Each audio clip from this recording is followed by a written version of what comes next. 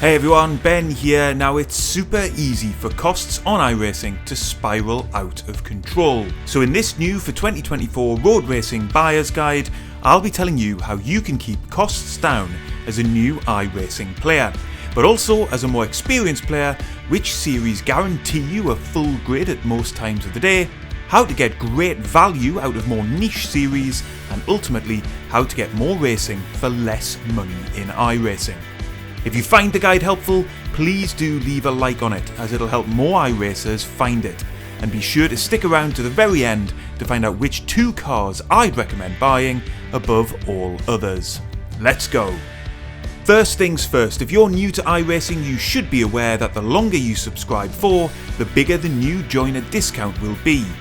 That doesn't mean you should sign up for the full 2 years if you're not sure you're going to want to be on the service for that long, but it is worth bearing in mind, as extending your subscription outside of the annual Black Friday sale is more expensive. Also, as a new player, you'll get access to a bunch of base game content. Outside of that, every single car and track in the game costs money. But once out of rookies, do not feel you have to rush into buying a load of new cars and tracks straight away.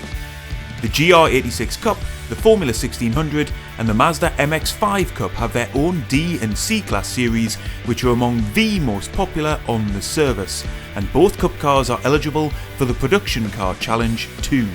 If you're looking to keep costs down, be sure to keep going with these series. Speaking of popular series, a quick look at the latest 2024 Season 2 statistics gives a helpful steer for those series that are virtually guaranteed to offer you full grids week in and week out, and perhaps most importantly, will offer you multiple splits that put you against similarly paced drivers for the best racing possible. Here's a ranking of sports car and formula racing series by total driver participation so far this season, excluding rookie series. As you can see on the sports car side, GT3 does predictably dominate, particularly in the shape of the Ferrari Fixed, the GT3 Challenge Fixed, the Sprint Series and the IMSA Series. On the Formula side, the D-Class F4 and the C-Class Super Formula Lights are the most popular series. Remember, these series alternate on the hour between fixed and open setups, hence they're included multiple times at the top of the list. This isn't to say you should ignore content further down this list, but if you're on a budget and you want to maximise the chances of getting a full grid at whatever time of day you race, or even on more niche tracks, then these series are your best bet.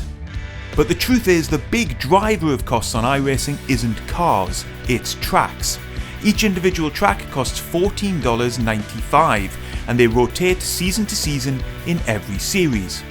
While you can scan the forums to try and stay ahead of which tracks are likely to remain on which schedules, the reality is you will regularly be needing to top up on tracks if you want to race each and every week. To help with this, be sure to use a website called iRacing Buyer's Guide. It's a tool that can help you understand which tracks will get you the most bang for your buck, and of course take advantage of the bulk discounts that iRacing offers when buying multiple pieces of content. A quick word of caution here on track purchases.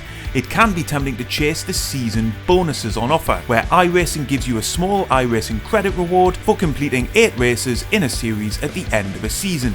I tend to ignore these, as I found I was buying tracks for the sake of it, and then only racing them once or twice. These days I prioritise buying content I know I want to use, irrespective of getting a few iRacing credits back. Also, you don't have to ignore more niche content. Even if overall player numbers appear low, there are usually dedicated communities that exist around particular series, especially things like historic content. Whether through the iRacing forums or Discord communities, groups of iRacers who are passionate about particular series will coordinate to attend particular ranked sessions during the week and ensure a full grid. So if you'd really like to get value for money out of a less popular series, do a bit of digging and get to know those already racing in it. Or alternatively, you can always go racing against the AI. Now, the biggest update to iRacing in many years landed just a few weeks ago in the shape of the new Tempest weather system. but at the time of publishing, only a selection of series are wet weather enabled. They are the IMSA iRacing series, the LMP2 Challenge, the GT3 Fixed and Sprint series, the GR86 Cup, the Super Formula Light, the Formula 4 and the Formula 1600 series.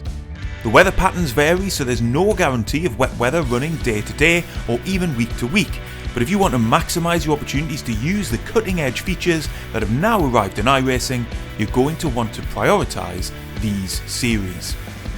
So, given all of this, if I was going to buy just one sports car and one Formula car on iRacing right now, which would get me the most amount of fun racing for the least amount of money? Well, on the sports car side, I'd opt for the Ferrari 296 GT3. It has its own dedicated D-Class series, which means you can get racing in it as soon as you graduate from rookies, but it's also eligible for the more advanced GT3 and IMSA Series 2. Fundamentally, it opens up a lot of options in the most popular iRacing series, as well as a number of special events. On the Formula side, things get a bit trickier. For those graduating from rookies, the D-Class Formula 4 is a no-brainer. However, my personal pick is the Super Formula Lights car. Essentially a new Formula 3 style car in C-Class. I've been having an absolute blast with it. And if you need any further convincing before hitting buy, check out the video on screen now to see how good the racing can be.